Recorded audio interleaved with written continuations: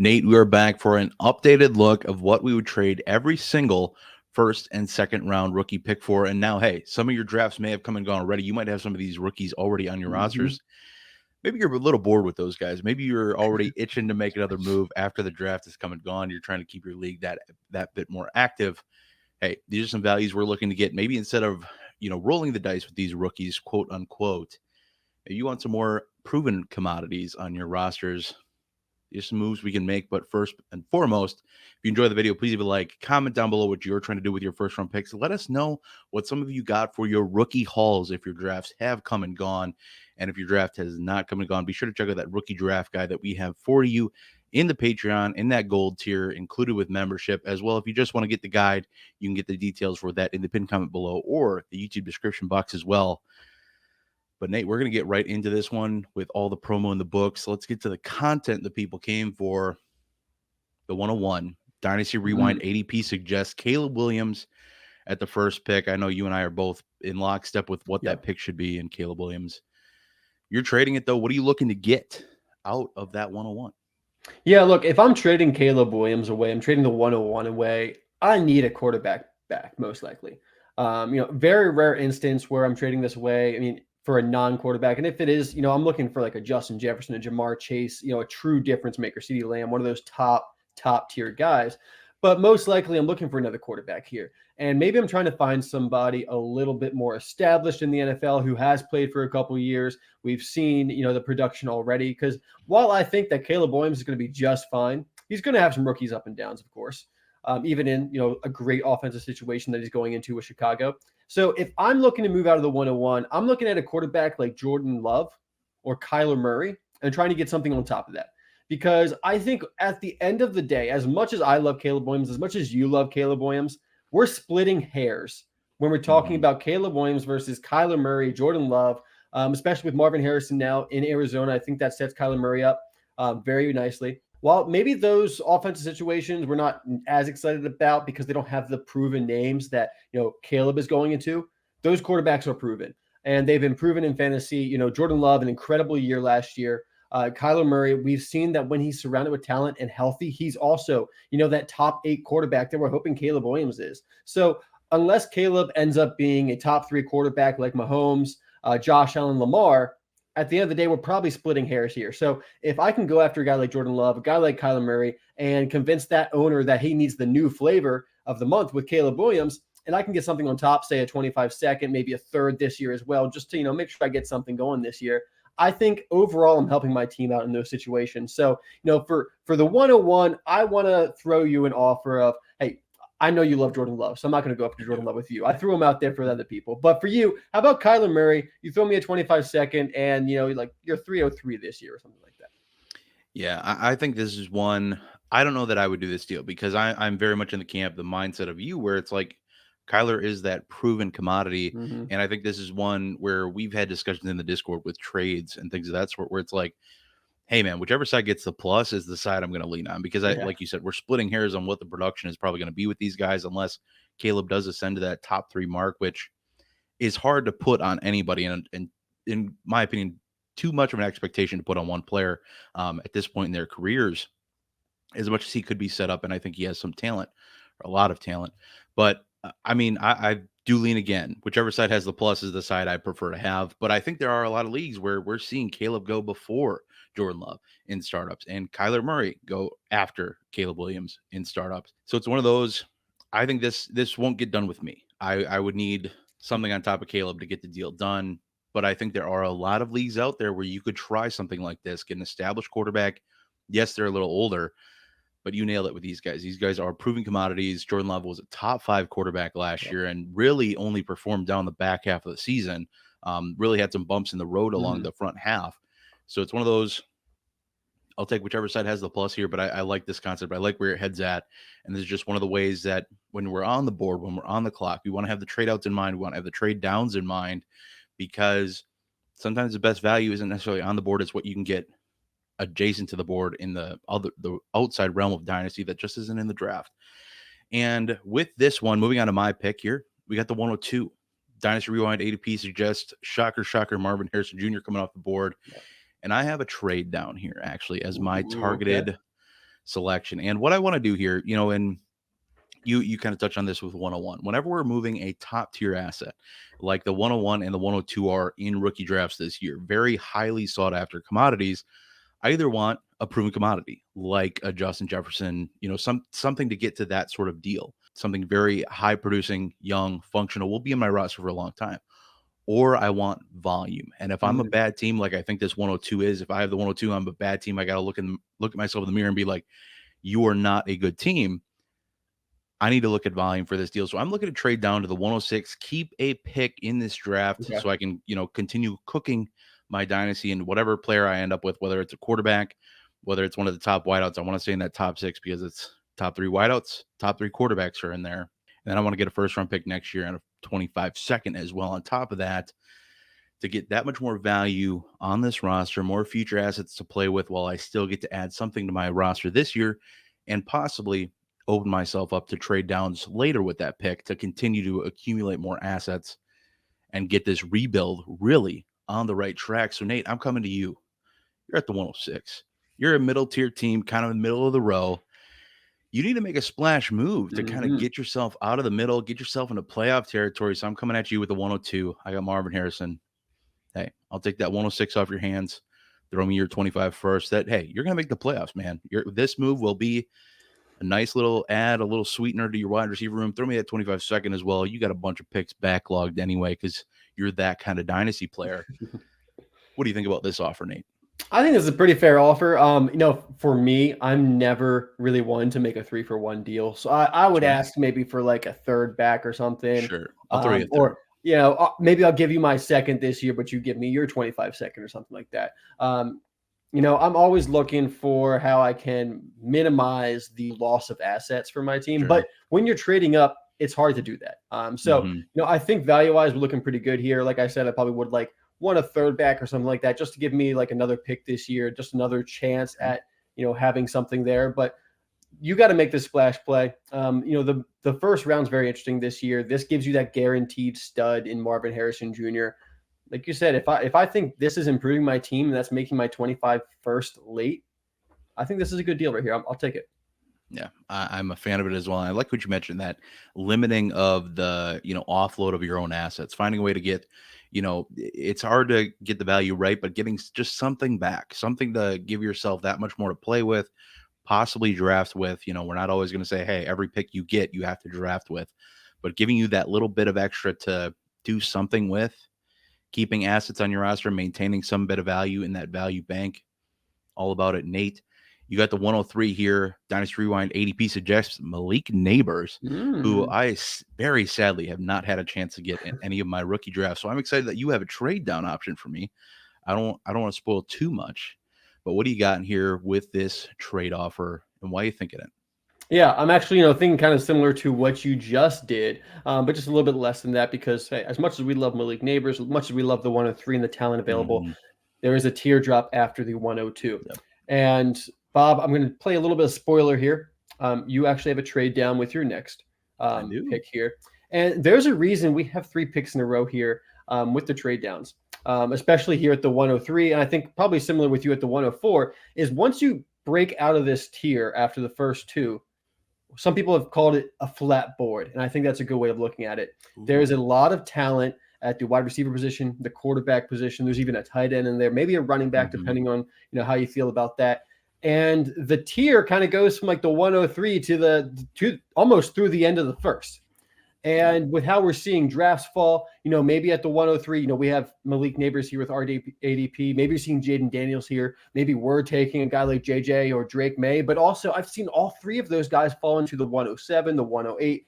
The ADP right now is kind of pick your flavor once you get to the 103. So for me, as someone who loves to pick up value and hates to miss out on value, I don't want to be the one picking at the top of this tier. I don't want to be the one to make the decision, honestly. I would much rather pick up some value, move down the board, and then have my options narrowed down a little bit because there's a lot of players I like here. And then it makes it a little bit easier decision for me. I pick up some value on top to help my team out. So for here, as much as I love Malik Nabers, as much as I love this class, I don't want this pick. So you got the 108, Bob. You're a contending team. Yep. You're also a New York Giants fan. So I'm gonna trade down. Bit of a reach. To the 108, ask for a 25 first one, because hey, you're moving up 5-6 picks in the first round. It's going to cost you a first round pick, but you're the 108, so you're already kind of towing that late first. You're expecting yourself to be a late first next year. And as I always say, if we expect our future first to be late first when we're picking them up, then we can only be happy with what we get. You can't be disappointed if you expect the 25 first you're getting in return to be late, and then who knows what can happen. It can only improve from there. So I'm going to ask for the 108 and a 25 first on top of that to make that move down. Yeah, I think this is 100% fair. And somebody who I want to get, Malik Nabers, one of my favorite prospects coming out this year. I want to get it. I think this is a totally fair deal to get it moving up all the way from the 108 to the top of the tier. I love that you touched on that flat board concept, because it was kind of like this last year. Once you got out of that top 6 or so, that it's like, well, all the value that really is at picking at 107 versus 112 is you just kind of get to pick your lot of the tier, which, hey, there's, with how tiers break for you personally, you might feel differently about that. But yeah, much rather slide back to the end of the tier. I like this deal for both sides. I get a wide receiver who I think is a huge difference maker, somebody who I think can ascend to a top 12 wide receiver level in Dynasty and in fantasy football. So I'm all about this move. I'm pretty in on it, like I said, I was a competitive team this year, had the 108, hoping that 25 first is later next year. And I think adding Malik Nabers, while I think we can agree the volume or at least the consistency of production might be a little up and down this year, I still think he's going to be somebody I can put in my lineup as a solid flex play that might even be an upgrade over what I've already had there in that position. So moving on to the 104 here, I got the pick of 104. Dynasty Rewind ADP suggests JJ McCarthy off the board here, which, as much as we love JJ, and this is kind of a self-reflecting moment here, we have to take notice of the consensus view on a player. And that is that JJ McCarthy is not that highly valued. In every draft I've been in so far, JJ McCarthy has fallen to the 106 or 107 or even a little bit later. And so I'm seeing guys like Drake Maye. I'm seeing Jayden Daniels go off at this point. I'm seeing Malik Nabers, Odunze, almost everybody but JJ. So the thing is here, I have to just kind of look inward and be like, well, if I want JJ, there's no reason for me to have to draft him here because he's probably going to slide on the board. So this brings up the trade down, and just keeping in mind that consensus view on a player, instead of driving him up boards for the sake of driving him up boards and getting our guy early and, putting our staple on it that this guy is going to be so good, buying at appropriate value, let the value fall to us here. So I'm going to trade down to the 107. I'm going to try to get the 203 this year and a 25 third next year on top of it to, again, pad that bit of value. I'm still kind of in that rebuilding phase or a building phase. Let's say maybe I'm kind of trending towards the right direction, but getting some more picks to play with in this year's draft. I like JJ McCarthy and remains my target, but at the, sliding back, I'm probably still going to be looking at a quarterback or Odunze at that point. And everything helps. So even if JJ goes, as much as I believe in JJ and like the player and the landing spot and everything involved, I'm still getting great value sliding back with pretty much whatever I end up with. That's my offer to you, Nate. Moving the 104, trading down to the 107, hoping to get that 203 and a 25 third from you because you really want to go get Odunze on your roster. Oh, maybe I do. Personally, Bob, I love sitting at the 107 right now. But I will say, I think this is rather fair. Like I just said, I don't like to do 3 for 1. So I would counter back, hey, I'll give you my 203 and the 107. But I would take that 25 third out of there. I know it's minuscule. I know at the end of the day, we're once again splitting hairs. But I can use that 25 third to move up later. Maybe I have a late second, and now I've thrown away my early second. Maybe I can move up to like the mid second with that 25 third. I still think at this point, value-wise, especially with how the board has fallen, that the 107 and the 203 is rather fair for this pick. Would you entertain trying to get the next? I got it. Would you entertain some sort of pick flip next year where it's maybe I send you a fourth to kind of get that third in the deal or something along, or a fourth this year, an early fourth this year to get that third thrown in? This year could be convincing because I do like some players at the the late third, early fourth this year. Guys like Ray Davis, I've seen falling to that point, who I think have some upside pretty quickly. I wouldn't really entertain a 25 fourth because at that point, What am Sure. I? I'm not excited about that right now. But I Not would yet. be. I would entertain like a late Okay. third, early All right. fourth to make that happen. I will take that as a win and an accepted trade. So moving on to the 105 here, Nate. Dynasty Rewind ADP suggests Odunze is the pick to make here, but you're trading out. You decided, you know what? I have enough Odunze already. Yep. I want to diversify my portfolios. What are you looking to get out of this 105? Maybe I don't need a wide receiver. And we've already seen Jayden Daniels go off the board. We've already seen maybe another quarterback go off the board like Drake Maye. And maybe I'm not convinced on JJ McCarthy. So at the 105, I want an established quarterback. But let's be honest, we're out of the range of those top 8 quarterbacks we see go off of the board. So at the 105, can I go after a quarterback that maybe is being a little undervalued right now? Just got a first round wide receiver added to his offense, Trevor Lawrence. I think Trevor Lawrence is a great buy right now. I think the 105 is pretty good value for him, especially because there is probably a quarterback still on the board here. And, some people aren't convinced that Trevor Lawrence is it at this point. And maybe they want to re-roll with a new first round quarterback like Drake Maye. I mean, he was the 3rd overall pick. There's some people who are going to want to re-roll the dice on Trevor Lawrence, get a little bit younger, even though Trevor Lawrence is plenty young. So I'm trying to take advantage of that disappointment to start his career that people are feeling. And you'll see if I can make a move to go get Trevor Lawrence, who just has an improved offense. I think is in a pretty good situation at this point. It took a while for Doug Peterson to turn that team around. There was a lot to do with that team. And I think at this point, they are on the up and up. And I think we're going to see that with Trevor Lawrence. He's going to probably have his career best year this year, I would think. I'm excited about going after Trevor Lawrence. I think I can do it with just the 105, but I also understand I might have to add something just to make this happen for some people. But I also think it's a good conversation starter to just send the 105 over. I think this goes a long way if either Jayden Daniels or Drake Maye is still on the board, maybe even JJ McCarthy. But I think if you're looking at Bo Nix and God forbid Michael Penix is even a consideration for somebody here, which they shouldn't be, but if it's not one of those top quarterbacks that consensus views as top quarterback, I think you probably do need to throw a little bit more. But if you have Jayden Daniels or Drake Maye kicking around, I don't see a lot of people blocking at the idea of re-rolling like you mentioned, even though Jayden Daniels isn't that much younger than a Trevor Lawrence, but it still is a re-roll at the end of the day. I think this is pretty fair value. I'd probably want a little more on top of the pick, maybe a 25 second. I'm not gonna, rake you over the coals too much for something like that. So that'd be my counter. I think adding that 25 second just to give me that little bit of extra assurance. Which I would do to make sure I got my established quarterback. And I think the value of the 105 for Trevor Lawrence here versus another pick is at the 105, even if we go Jayden Daniels at the 103, we go Drake Maye at the 104, or no, if quarterbacks go 1, 3, and 4, there's still a quarterback on the board at 105 that people are excited about. So that gives you the opportunity to move this pick for a guy like Trevor Lawrence. 100%. And I think that is a solid enough move to make. And moving on to the 106, Dynasty Rewind ADP suggests Drake Maye is still on the board here. And what is the one thing that is just not really a value at this point in drafts yet, and might even not have huge value implications down the line with this rookie class?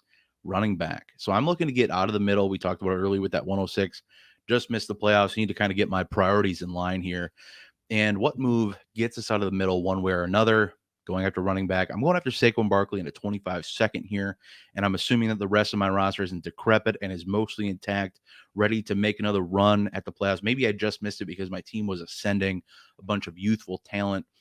But the addition of Barkley provides this team with a formidable running back one for a competitive run, full pun intended. And I'm hoping to pocket this 25 second as well to get some youth on my side along with the running back, because the thing is at the end of the day, positional value that I'm passing up on here in quarterback, wide receiver, which is what the board value suggests, I'm losing a ton of with the running back buy here because Saquon's an older running back. So maybe even try to look at, what do I have to add onto this pick to get a Breece Hall or a Bijan or something of that ilk or Jahmyr maybe Gibbs. a Trevor Etienne. I know maybe we're not the biggest fans of Trevor Etienne.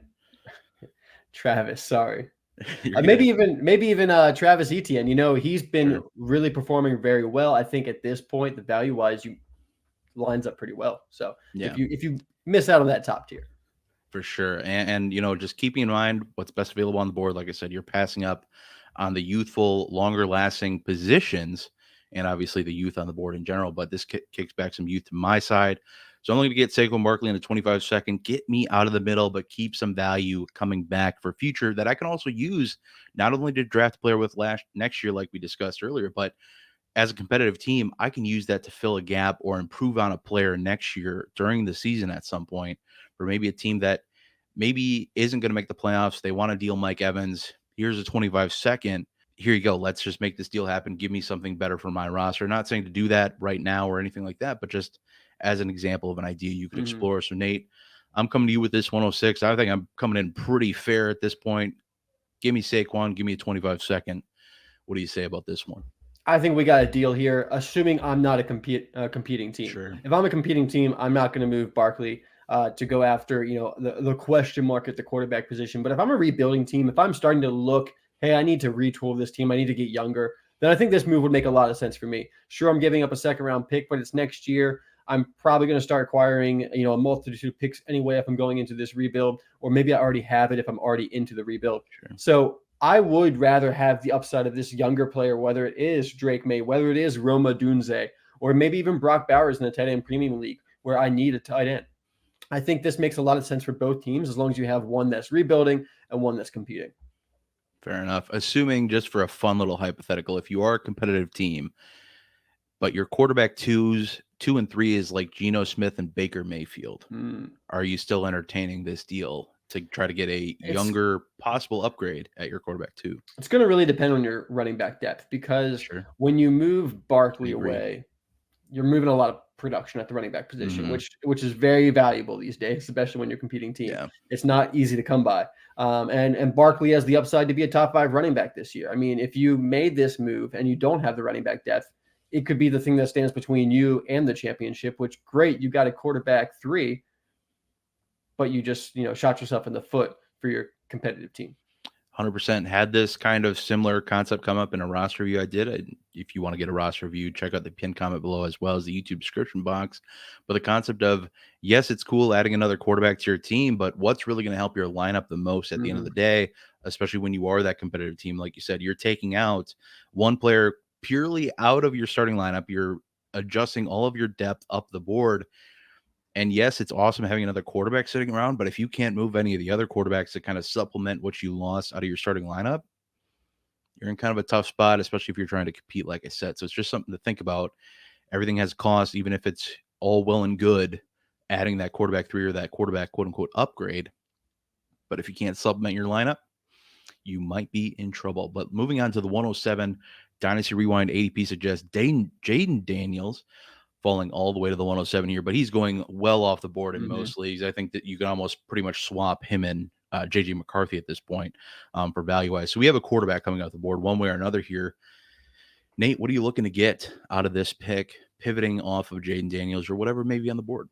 Yeah, so at the 107, I'm a competitive team, maybe not the most competitive team, or maybe I just had some injury, bad luck last year or something like that. I need some more points in my lineup. At this point, I probably have missed out on Malik Nabers and Rome Odunze, so I can't add one of those top wide receivers to my lineup. And it's a little too early to go after, Ladd McConkey or Brian Thomas Jr., or any of those guys.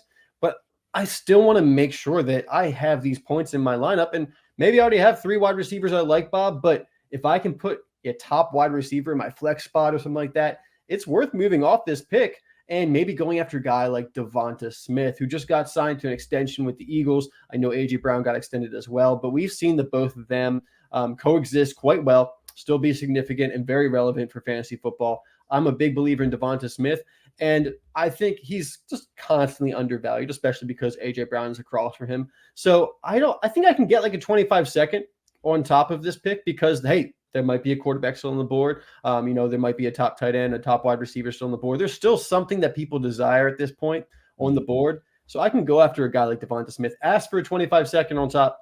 Let's see what happens. So what do you think, Bob? Devonta Smith and 25-second for the 107. I think I'm pretty close to being willing if I like what's on the board. With that 107, you're looking at a top quarterback, you're looking at a top wideout. You probably have a pretty good, you're probably, like you said, there's something of desire on the board. I think this is pretty fair value. It's a tough one to pull the trigger on because, like you said, the value of Devonta Smith is there. You know that he is definitely going to get you points, although there is the constant devaluation. Just because he's a wide receiver 2 on his own team, he can't be a wide receiver 1 in fantasy. Maybe true, not necessarily on a weekly basis, though. There's plenty of weeks where Devonta Smith was blowing up the scoreboard compared to A.J. Brown. And at the end of the year, if I end up with a high-end wide receiver 2 that's in my flex spot, Yeah. what can you really be upset with?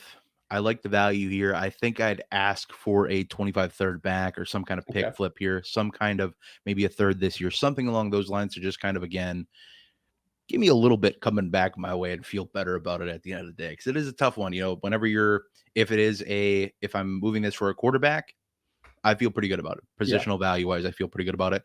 But if it is a wide receiver, as much as I love Odunze and Malik Nabers, whatever I end up looking at, probably Odunze if a wide receiver is kicking around here.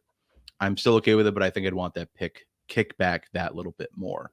And just to say something on Devonta Smith, because I think a lot of people, like what you just said, hey, he's the wide receiver 2 on his team, so he can't be a wide receiver 1. Let's kick it back to 2022. A.J. Brown finished as the wide receiver 6. Devonta Smith finished as the wide receiver 9. So there's 2 wide receiver 1s on that team. Now, I don't know if the Philadelphia Eagles offense can always be that efficient. They obviously went through their up and downs last year. But I think Devonta is pretty much locked into being a top 15 wide receiver as long as he's healthy. So even if he's not putting up that top 12 number, you're getting very close to it, and which is why I think that both of us understand he is constantly undervalued for the production he actually puts up. Yeah, no, 100%. I love it. Especially, like I said, whenever you're acquiring a player, whenever you have a player on your roster, it's the expectation you have for them and how they slot into your lineup that make all the difference in how you perceive a player. And, don't undervalue them because, well, he can't be a wide receiver 1. Why should I? And it's like, well, he's a really darn good wide receiver 2 at the end of the day. Yeah. So moving on to the 108 here, Dynasty Rewind ADP suggests Brock Bowers has not moved a ton, despite what we believe to be a somewhat less favorable landing spot going to Las Vegas, mostly tied into the fact that quarterback situation is just not awesome. I think we can agree Gardner Minshew, Aiden O'Connell, probably not the long-term solution there for Las Vegas. At least I hope like heck it's not, but at the end of the day, who knows? I still think, it blows me away. You look at Keep Trade Cut, you look at other resources. Brock Bowers is still going ahead of Dalton Kincaid, who may be in one of the best offensive situations of any tight end in the league right now. A, he has his health, so that puts him ahead of TJ Hawkinson. B, probably the most formidable receiving option in that offense right now. Probably the receiver 1 at this point. You got Keon Coleman, who ceiling is the moon. I think we could agree that has very high potential, but definitely raw, needs some time to develop, in my opinion. And you've touched on the concept of this offense being kind of spread around among the receivers, and Dalton Kincaid probably being the primary receiving option in this offense at the end of the day. So I'm looking to get Dalton Kincaid, and I think there's even worlds where I can ask for a plus on top of Dalton Kincaid because there are people, I don't think you're going to fall for it, but I think there are people out there that would give me a plus or some kind of pick flip because they still have Brock Bowers over Dalton Kincaid. And man, I'm happy with the 1-for-1 swap because you look long-term, you look very long-term. Brock Bowers probably at some point surpasses Dalton Kincaid. But I think with Brock Bowers at this point, you're looking at a very similar, not to call them the same player or anything like that, but a Kyle Pitts roller coaster ride of what is this guy going to do for you while this quarterback situation is getting figured out. And not only that, what is he going to do for your lineup, but what is he going to do for you value-wise? And at the end of the day, what I want to accomplish with my rosters is maintaining the value that's on it. Brock, in my opinion, is going to be a lot of this over the next couple of years until that quarterback situation is figured out, that offense settles in. You have a moving piece of Devontae Adams who could be gone any time by a trade or by a cut, whatever the case is, a free agency move, whatever you want to call it, could be gone. You have Jacoby Myers, who I think is a good enough player, but who knows what's going to happen with him with this regime in there. I don't want to deal with that. I'll take the proven commodity and Dalton Kincaid, throw it back to whenever it was, December or November of old 2022, when I said take Brock Bowers or take Dalton Kincaid over Brock Bowers, draft Kincaid in the second versus Brock in the first next year. Still had to draft Kincaid in the first, though, unfortunately. So it lost some wind out of the sails there in some leagues at least. But I'd be happy with a straight up swap. But and if you really prefer, because I can understand that people want to side with the long-term upside and potential of Brock Bowers. If you are going to keep him, snag a proven commodity, somebody who will produce for you, I think, a little more consistently. Somebody like Evan Ingram. We talked about a lot of Jaguars today. Yeah. Somebody like Evan Ingram as a more competitive asset at a good value. I think he's somebody you can, move a late second for, or mid to late second for. Maybe you have to throw a little sweetener on there to get the deal done. But Nate, I'm coming to you. I'm coming after Dalton Kincaid.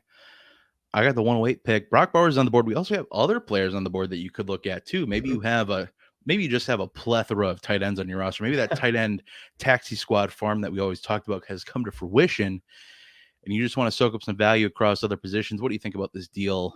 Let's do straight up, because I think, like I said, I don't think I'm going to pull one over your eyes with this deal. But what do you think? Yeah, I think for me, if I'm a competing team, I would almost just rather have Dalton Kincaid.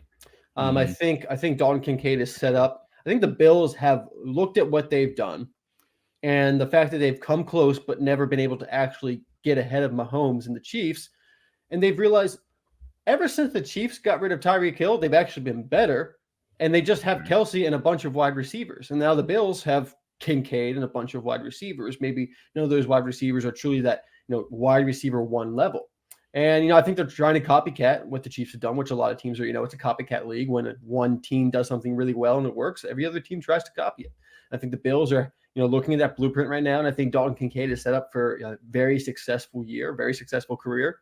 And while I love Brock Bowers and a competing team, I would prefer Dalton Kincaid. On a rebuilding team, it's once again, we're splitting hairs. We're if you're emotionally invested here, you got to take a step back and realize we're talking about two probably top three tight ends over the next decade. It's really not going to be a big difference which one you go for. So for me to make this pick, if I'm going after another position, not Brock Bowers, I could do it, but I'm probably asking for something on top, honestly, because I value Dalton Kincaid. So if you want to give me the 108, and I know we keep asking for 25 seconds, but I think that might be a little much in this position, unless I'm throwing you a pick back as well, because I think this is very close value-wise.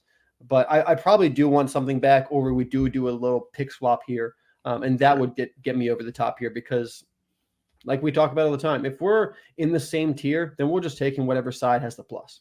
Mm-hmm. What do you say? Because I think this could go both ways if you value one higher than the other. Yeah. I think all the pick upgrade would need to be maybe a late second for a mid-early third. I don't think it's too much more than that, whichever side you prefer. Yeah. So send one with a late second, send the other with a late or an early third. Yeah, I mean, you send me like the 208, I'll give you like the 303 or something like that. I'm totally fine with that. Yeah, I think that gets her done and moves us along to the late first round of picks. We got a bunch of guys here still chilling around, ready to get drafted. 109 to 112. Dynasty Rewind ADP suggests Bo Nix, the lad McConkey Tonk, Jonathan Brooks, Brian Thomas Jr. What are you trying to get out of a late first round pick, Nate? Yeah, I love spending late first round picks on quarterbacks, especially this year, because as much as we love the quarterback depth in this class, it's usually gone by this point. By the 109, hey, my boy Bo Nix is still there, but there's some development for Bo Nix before we can put him in our lineup as a solid producer.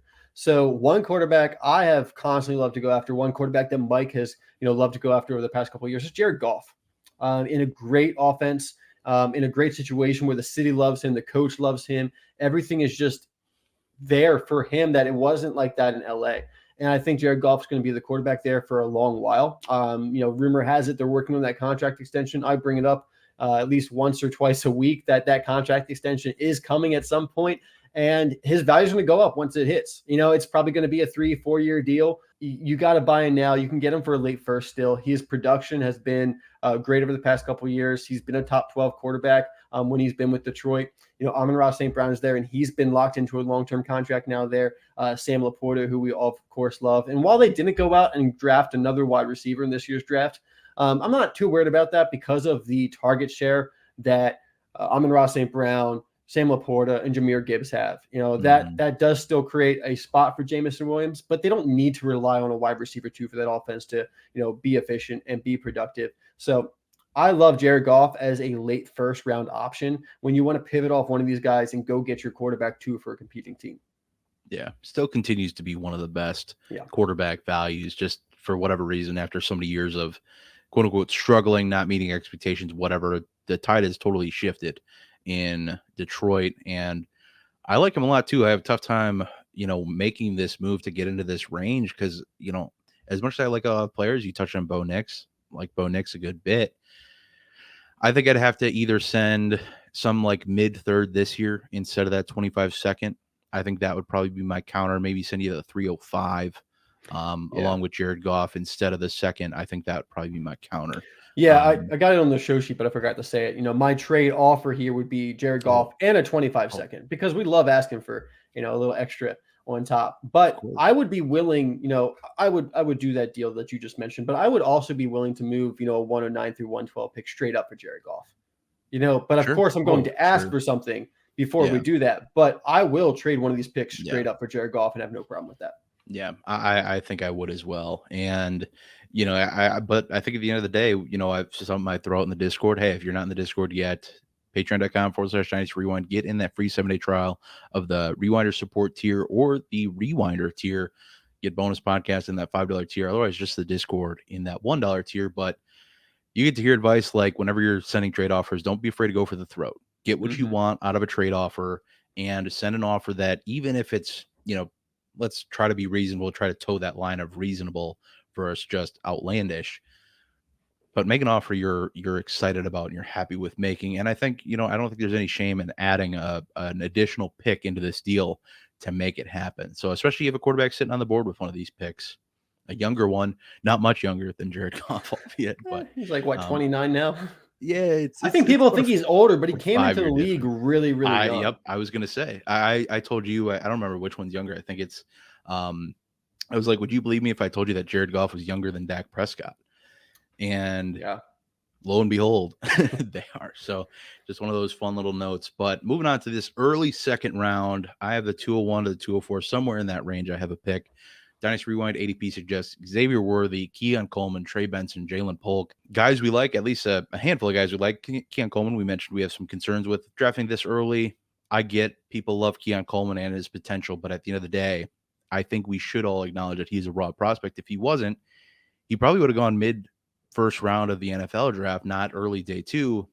Splitting hairs a little bit there, but for sure, still like the player. You can't hate the landing spot either. I mean, being Josh Allen's successor to being the number one wide receiver there at some point, pretty good spot to be in. So with these early first round picks, I'm always open to and looking to convert these into future first round picks.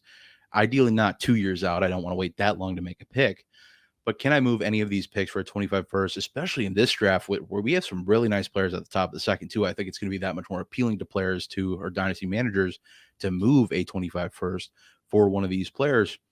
But basically, my thought process is when you're looking at the options that you could trade for, players you can trade out of these picks for, it's much less appealing than the earlier mid first round picks, even the late first round pick that we were dealing with.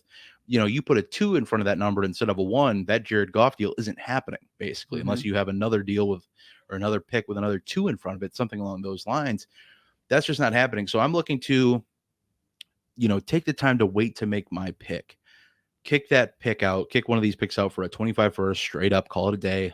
I get the improved value by waiting as opposed to getting anything in the interim. If you can trade down and get a late second and a first next year, be my guest. I don't see that happening with an early second. It'd be awesome if you could, but if I end up with just moving the 201 through 204, some one of those picks in those range for a 25 first, wait to make that pick. It's a huge value shift that you're going to have. And especially this is a great way to consolidate picks or consolidate out of a draft if you have too many picks to play with. As much as I love some of the players on the board here, you're going to love some of the players on the board in the 25 first round. Nate will be talking about those at some point soon. But as soon as you send me a sheet of all the players I need to read up on first. I need to do that. Hey, fun reminder. But so that's what I'm looking to get, Nate. Are you interested in sending me a 25 first for one of my top 4 picks in the second round here to go get Xavier Worthy, a guy we like, Jalen Polk, who honestly can probably be weighted on a little bit, Trey Benson, maybe Brian Thomas slid into the second round, which I've had happen in one of my drafts. So what are you thinking with this one here? Give me a 25 first for one of these picks. Probably not, Bob, to be honest. Oh, I have to be really, killing me. really sure that my Killing me. 25 first is like the Sure. 111, 112. I got to be confident that I am like a championship finals kind of team to make this move. And part of that is because I hate trading away future firsts because of the unknown and the variance that can occur, but also because, to be honest, none of those names really jump out to me as being worth a straight up first. There's Okay. definitely some people that are going to want to spend a first on Xavier Worthy. If Brian Thomas falls to this point, I think maybe I start to have a conversation with myself where I'd be willing to move a 25 first for him. Lad McConkey, I also kind of have that conversation with as well if he falls to this point. But more likely, I would be willing to move 2 seconds. Okay. We always talk about that value line of, is he worth a late first or is he worth 2 seconds? And like it's always just towing the line there and trying to figure out, what works for your team, what works for the team that's asking for those picks. So Bob, I'll come back to you. I will give you 2 seconds. I guess they're 225 seconds in this instance. 225 seconds is tough. Probably not as intriguing. Do you have like a mid-second to throw me and then a second next year, you think? So like we're talking about like a trade down, like like you're moving down Yeah, to like the I 206. can't suggest one. I can't suggest one. I've used my trade downs, but you could suggest one back. I actually still have a trade down to use, so You I do. can give That's you what I'm my saying. trade down That's what I'm here. saying. That's what I'm saying. So, Like the 206 and a 25 second, I think I'd sure. be willing to move that. Okay. I think I'd be okay with that. It'd be good value for you too, I think. Exactly. At the end of the day, I get to double up my picks, and who knows? Maybe I can use those 2 picks to just trade for first in a roundabout way anyway. Yeah. You know, You probably maybe pick up somebody really Jalen Polk at the 206 anyway, so you'll still be happy. exactly. That's what or maybe Marshawn Lloyd. Ooh. Put some respect on the name. Get you I've been excited. picking him up in the late second, man, even in 1 quarterback drafts. It's nuts, man. Just the disrespect. Whatever. Hey, I'll take the value as it's given, just like I will in this 205 to 208 range. Dynasty Rewind ADP suggests Ricky Pearsall, Malachi Corley, Ben Sinnott, Michael Penix. There's not really a ton of value I actually like in this range, but aside from Ben Sinnott and the first pick in the next range. Yep. But hey, we have a quarterback falling here. As much as I don't like drafting him, and I will never suggest to draft Michael Penix. I'm sorry. I just don't want to draft a player that does nothing for me in the next 1 to 2 years outside of an injury. Sorry, that's just not me, but do your thing. What are you trying to get out of this pick range? A mid-second round pick? What do you got for me? What are you trying to send my way for me to go get Ben Sinnott on my roster? Yeah, with the mid-second here, like you said, the options are maybe not super intriguing to either one of us. I'm looking to move out at this point and get a proven commodity that people are maybe a little bit lower on than they should be. Guys, at the wide receiver position, someone I'm targeting is Deontay Johnson. Look, he just had a first-round wide receiver join him in the wide receiver room. People might be a little scared about that. But Deontay Johnson, over the past 3 years, is first in ESPN's open score. And I'll tell you what, if you go look at that list, it is full of absolute studs who have performed very well for fantasy football. Now, there's still some steps and improvement that the Panthers offense needs to make, but what they were missing was a guy like Deontay Johnson who gets open. They were one of the worst teams last year in creating separation. That should not be a problem this year. Deontay is a wide receiver 1 there. It's going to take some time for Xavier Legette to grow into his role, and how he's going to be used is very different to Deontay. Bryce Young is going to love Deontay. I think he's going to be very productive. I expect a top 24 season out of him this year. I don't think that's much of a stretch at all. So Deontay is someone I'm going after who's constantly undervalued. A running back I'd go after if you were looking for a running back here is Derrick Henry, who everyone's scared of because he's old. But if there's any running back that doesn't care about age, it's Derrick Henry. This guy is built like an old school running back when they used to run into their 30s. So, and now he's in one of the best situations he could be in. He's with the Baltimore Ravens, who have been one of the best running teams over the past, 5 years. And that's going to continue. Derrick Henry should continue to see a lot of rushing yards, a lot of touchdowns. Sure, the receptions might not be there. I think they weren't there with the Titans. They're not going to be with the Ravens. The Ravens aren't a team that check down very often either. But I think he's going to be in there for 15 touchdowns this year. He's easily going to break 1,000 yards as long as he's healthy. I think you're going to really like the numbers you get of Derrick Henry. He's also there on a 2-year deal. And like I said, I think Derrick Henry has more gas left in this tank. So, we're undervaluing the old running back here. Usually I hate going after old running backs, and you might call me a homer for this one, but Derrick Henry, I think he bucks the trend here. So Derrick Henry, Deontay Johnson, those are the 2 guys I'm going after with my mid-second. Derrick Henry goes to any other team, he's not on this list. I'm calling it right now. I But mean, they need a good offense around him, and they got oh, for one. sure, for sure. No, I don't hate it. I think this is a good trade both ways. Especially if I'm a team trying to kind of shift gears into a more rebuilding phase. I think I'm Mhm. 100% in on making these deals, getting on somebody like Ben Sinnott or Jalen Polk, another player we've seen sliding down boards. And not sliding is putting it lightly. I mean, Jalen Polk, Ben Sinnott, Marshawn Lloyd, just three of the hugest fallers we've seen in drafts that have been completed and shared in the Discord. Another place to just kind of get a look at real life ADP as well, not just mock drafts or anything. These are coming in from real drafts, people who have real teams, etc. So just more things to keep in mind. There's guys sliding down that are presenting amazing values. I think I like this deal a good bit, like I said, to go get Ben Sinnott or Jalen Polk. But I think if I was a competitive team, I'd be a little more hesitant. Mhm. But and I love what we can expect out of Deontay this year. I like this pick enough. I think it's good enough value to go get Derrick Henry with running backs. Man, should you really look at more than a 1 to 2 year window anyway, especially with an aging one like Yeah. this? At this value, I like it. And I'm going after some running backs with my 209 to 212. Can we chase some, running backs that everybody hates? But before we get into that, Dynasty Rewind ADP suggests old buddy Marshawn Lloyd, first round wide receiver Xavier Legette that you just touched on, Roman Wilson, Jermaine Burton to round out the second round here. Like I said, I'm looking to go get two running backs that everybody seems to hate and maybe even forgotten about, but Najee Harris, Ramondre Stevenson. I know Najee just got knocked off his fifth-year option. Yeah.